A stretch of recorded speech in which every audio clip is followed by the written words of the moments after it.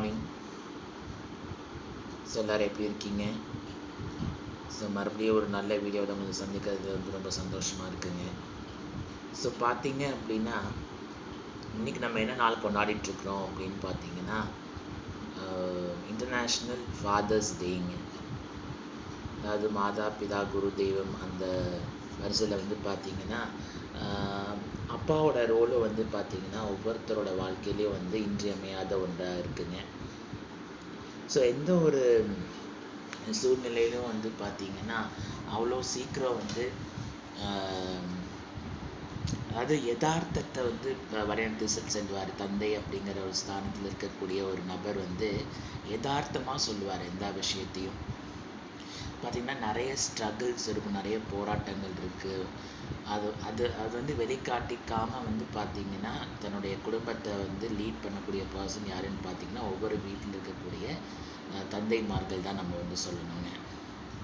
அதாவது எல்லா வீட்லேயும் வந்து பார்த்திங்க அப்படின்னா அவர் தான் வந்து சூப்பர் ஹீரோ அந்த பேர் வந்து எடுத்திருப்பார். ஆனால் அந்த சூப்பர் ஹீரோ பிம்பம்க்கு பின்னாடி இருக்கக்கூடிய நிறைய விஷயங்கள் வந்து ஒளிவு மறைவாக நிறைய விஷயங்கள் இருக்குதுங்க. என்ன விஷயங்கள் அப்படின்னு சொல்லி பார்த்தோம் அப்படின்னா, நம்ம சின்ன வயசுலேருந்தே நம்மளுக்கு ஒரு சைக்கிள் ஓட்டுறக்கூடிய ஒரு சந்தர்ப்பங்கள் ஆகட்டும், இல்லை நம்மளை வந்து கண்டித்து நம்மளை வந்து இது சரி இது தவறுன்னு சொல்லி அந்த பாதையை அந்த பார்வைக்கோட வித்துட்டதாகட்டும், எல்லாமே வந்து பார்த்திங்கன்னா நம்ம தந்தைமார்களாக தான் இருப்பாங்க.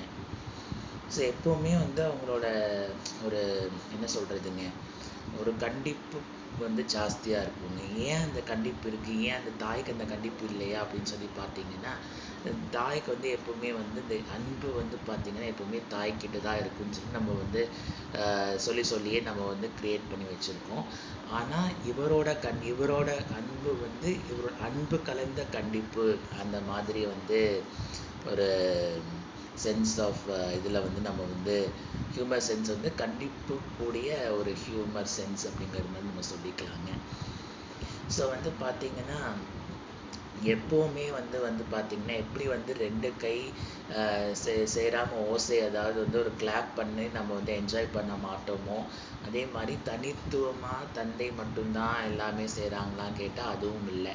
தனியாக தாய் மட்டும்தான் செய்கிறாங்களா எல்லா வேலையும், குடும்பத்தை லீட் பண்ணுறாங்களா அப்படின்னு கேட்டாலும் கிடையாது. ரெண்டு கைகள் சேர்ந்து எப்படி ஓசை எழுப்புமோ அதே மாதிரி ரெண்டு பேர் இருந்தாலும் இந்த குடும்ப அமைப்பு வந்து நல்ல விதமாக இருக்கும் அப்படின்னு சொல்லுவாங்க. ஸோ வந்து பார்த்தீங்க அப்படின்னா எல்லா விஷயத்துலையுமே பார்த்தீங்க அப்படின்னா அவ்வளோ சீக்கிரம் வந்து ஏதாவது ஒரு நெகட்டிவிட்டி நடந்திருக்கு, ஏதாவது வந்து ஒரு சின்ன ஒரு அதிர்ச்சிகரமான விஷயம் ஆகட்டும், இல்லை ஏதாவது ஒரு அழுகை வரக்கூடிய சமயங்களும் பார்த்திங்கன்னா அந்த துக்கம்தான் அவர் மனசில் இருக்குமே தவிர அது வெளிப்படையாக வந்து அழுது காமிச்சிக்க மாட்டார். ஆனால் அம்மா வந்து பார்த்திங்கன்னா வந்து உடனே வந்து அழுதுருவாங்க.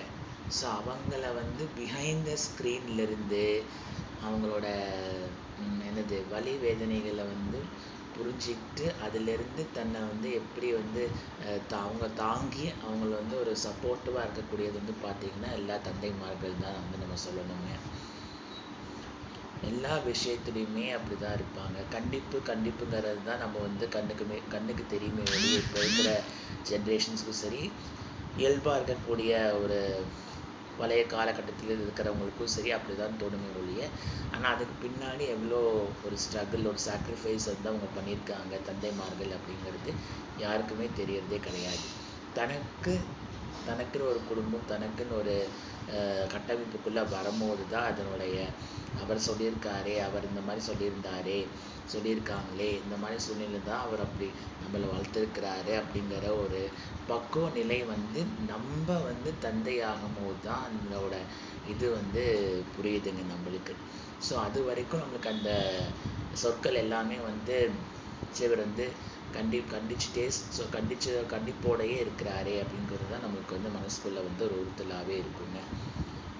But he is definitely each and every father who's in the world equally deserves a place next to father.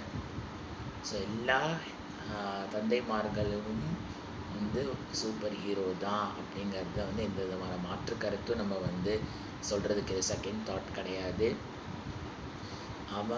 அவங்க சிந்துற ஒவ்வொரு தியாகத்துக்கு பின்னாடியும் வந்து நம்ம குழந்தை நல்லா இருக்கணும், நம்ம பையனோ பொண்ணோ யாராக இருந்தாலும் வந்து அவங்க நல்வழி பாதையில் போகணுங்கிற தான் அவங்க வந்து அவ்வளோ தூரம் பண்ணுறாங்களே தவிர வேறு எந்த ஒரு நோக்கத்துக்காகவும் பண்ணலை அப்படிங்கிறத மனசில் நம்ம வந்து எடுத்துக்கிட்டு